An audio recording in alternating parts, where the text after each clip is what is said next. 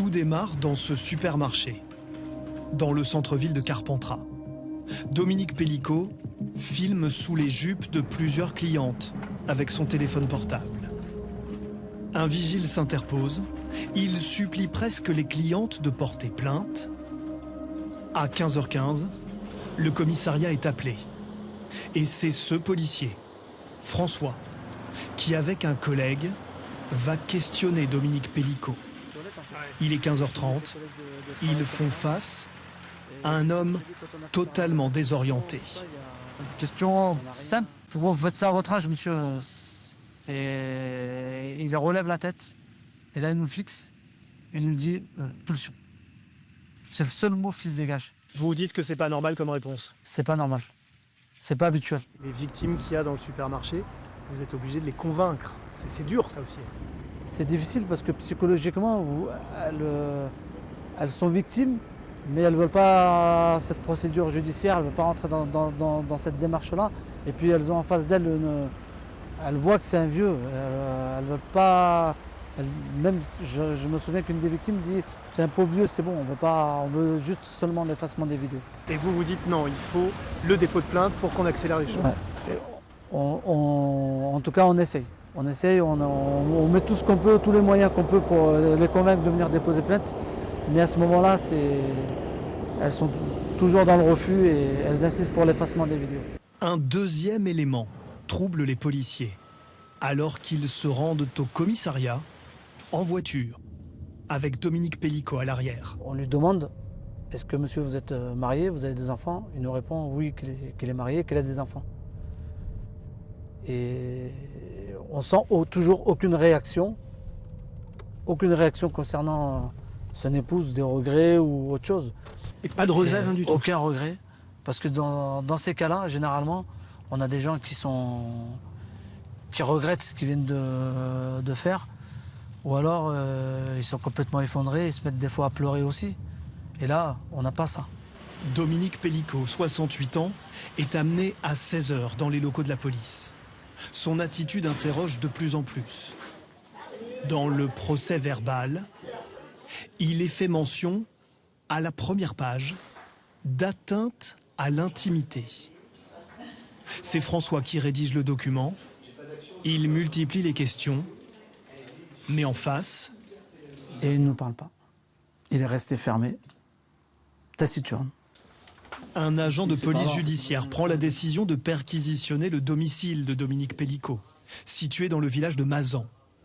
17h45, sont saisis notamment un ordinateur portable, un appareil photo, des cartes mémoire, des clés USB.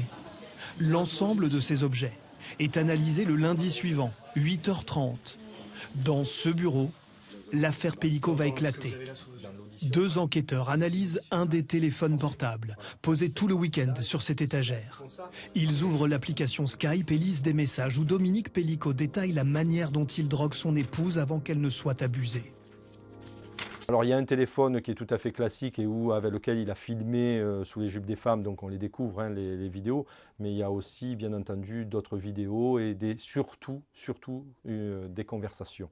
Voilà. Il y a des conversations dans lesquelles il parle justement de Temesta, comme quoi il fait venir des hommes chez lui, comme quoi il donne sa femme, voilà, c'est surtout là, et c'est quand on commence à lire ça que là on se dit effectivement, on se doute qu'il y a beaucoup et qu'on va avoir pas mal de boulot à faire pour trouver des éléments qui nous font, entre guillemets, qui vont prouver l'infraction pour laquelle on va le retenir. Ouais. Sur le vin blanc et la purée, vous pouvez nous donner le détail de ce... Donc en fait, c'est dans une conversation, Skype. Sur Skype, hein, il converse avec une autre personne via Internet. Hein, et justement, il explique qu'il endort sa femme avec des cachets de Temesta. Alors il parle de 10 cachets de Temesta en une prise. Hein, de 10 cachets de Temesta de 2,5 mg, et soit il les mettait un peu remués dans la purée, enfin en les écrasant, bien entendu remués dans la purée, ou alors il les mettait dans un verre de vin. Et pourquoi il dit ça? peut-être pour se faire mousser, mais pour expliquer aussi aux gens comment il fait, et puis pour, entre guillemets, je vais dire recruter, mais c'est pas recruter, mais en fait pour dire aux gens, voilà comment je fais moi pour endormir ma femme, et si vous voulez venir, il n'y a pas de souci à avoir, puisque de toute façon je lui donne 10 cachets de Temesta, donc elle va bien dormir, et elle ne se réveillera pas quand on passera aux actes. C'est comme ça qu'il appâte. Il appâte les gens, enfin c'est comme ça qu'il leur parle, oui tout à fait, aux personnes, et je pense que c'est beaucoup pour les rassurer, pour leur dire qu'ils n'ont rien à craindre. Voilà. Il y a des vidéos et il y a les photos. Vous exploitez beaucoup de photos. C'est surtout les photos. Certaines sont insoutenables, mais racontez-nous ce que vous voyez et à quel point vous comprenez que c'est tentaculaire. Eh bien, on voit d'autres personnes, on voit des individus qui, entre guillemets, qui s'en prennent à une femme qui dort. Voilà, vraisemblablement qui dort. Des actes sexuels sur une femme qui dort. Ça, ce sont des dizaines et des dizaines de photos. Il y a beaucoup de photos. Je dirais, je crois qu'on en ressort après jusqu'à 300 photographies, je crois. Et là, à ce moment-là, qu'est-ce que vous vous dites, vous, l'enquêteur? Parce qu'il y a l'humain, mais il y a l'enquêteur. Ben, l'enquêteur, il se dit qu'il faut se presser.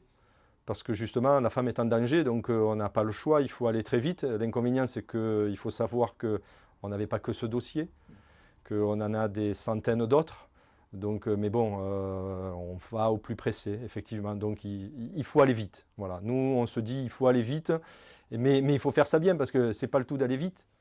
Il faut bien faire, parce que justement, quand après on arrive au procès, il ne faut pas qu'ils s'en sortent si on fait une erreur. Parce que bien entendu, il faut savoir que les vices de procédure, c'est facile à avoir quand on est surtout pressé par le nombre de dossiers que nous avons. Et puis, il y a votre stratégie. Je vais essayer de le dire de manière la plus polie possible. Avec Dominique Pellicot, vous jouez à l'idiot. Ah ben, de toute façon, dans le cadre de cette affaire, quand on le contacte par téléphone pour le convoquer ou pour qu'il nous donne ses codes d'accès, etc., oui, on joue comme si bon, il n'y a rien de grave, que c'est un dossier banal, que ça ne va pas aller chercher bien loin. Donc effectivement, oui, on joue les idiots, on est dans un commissariat de campagne, on va dire. Donc, bon, voilà, quoi. On lui montre qu'il n'y a pas d'importance. On lui parle comme si, voilà, ce dossier, ce n'est pas important. Malgré les 200 dossiers en attente sur son bureau, ce policier et ses collègues entreprennent un travail de fond, un travail collectif. Chaque jour, ils débusquent autour de Dominique Pellicot de nouveaux violeurs.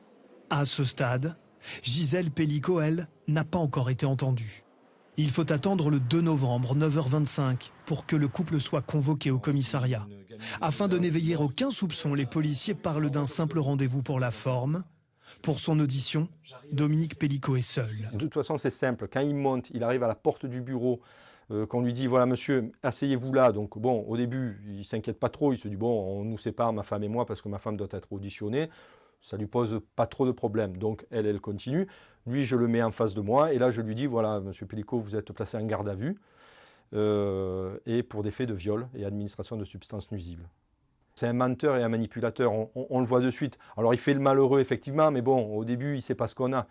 Donc effectivement, bon, il baisse la tête, il se dit, bon, je me suis fait avoir, mais il se dit, on ne sait jamais. Pendant toute l'audition, il continue à mentir, puisqu'il minimise tous les faits. Nous, on a des preuves, on a des éléments d'une certaine quantité, on va dire, mais lui, à chaque fois, il minimise. Par exemple, sur les individus, au début, il nous dit, ils sont 10, après 30, après, il passe à 50.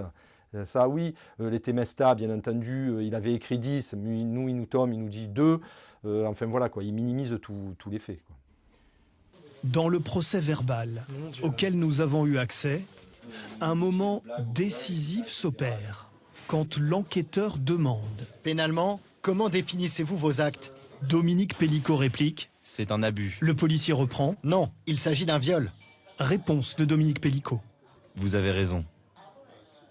Au même moment, dans un autre bureau, Gisèle Pellicot, elle, est reçue par ce policier. Elle avait le regard. L'épouse croit alors qu'elle sera interrogée sur l'épisode du supermarché. Sur tout le reste, elle n'a aucune idée, aucune suspicion. C'était à moi, enquêteur, d'annoncer à Madame Gisèle qu'elle était victime de viol, non pas une fois, 2 fois, mais plus de 300 fois.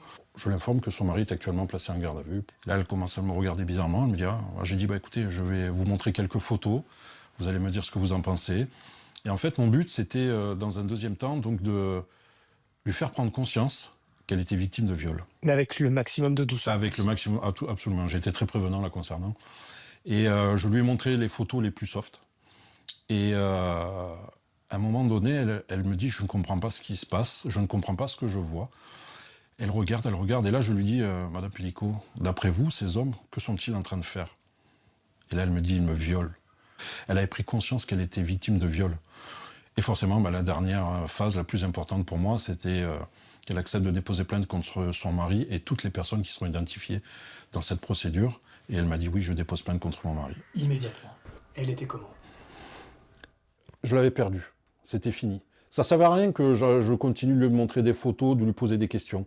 Elle avait le regard hagard et elle se contentait d'un oui, un non à mes questions. Donc là, ça ne servait à rien d'enfoncer le clou.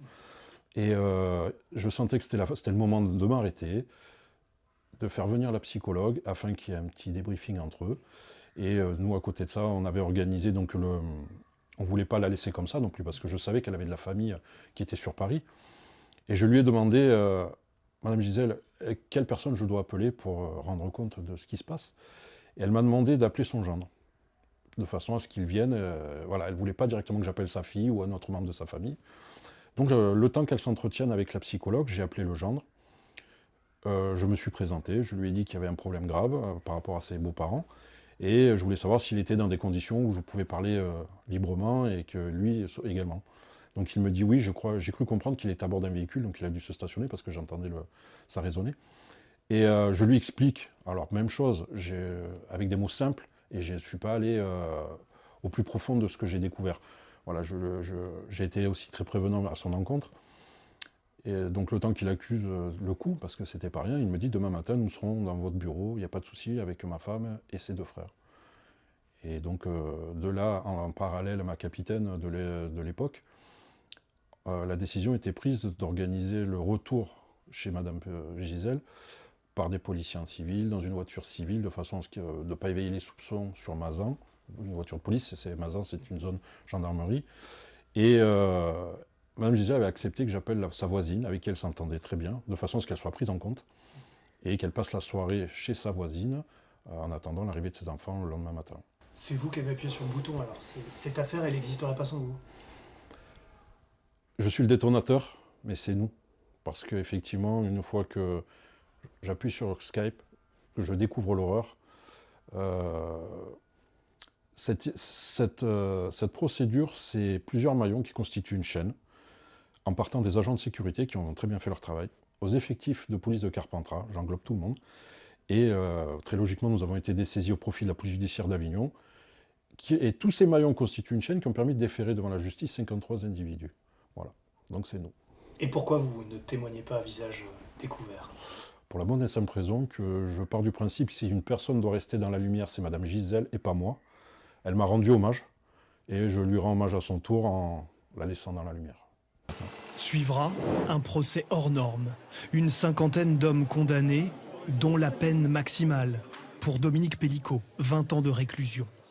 Gisèle Pellico, elle, devenue symbole de la lutte contre les violences sexuelles, est toujours en contact régulier, presque amicaux, avec le policier, lui ayant révélé la vérité.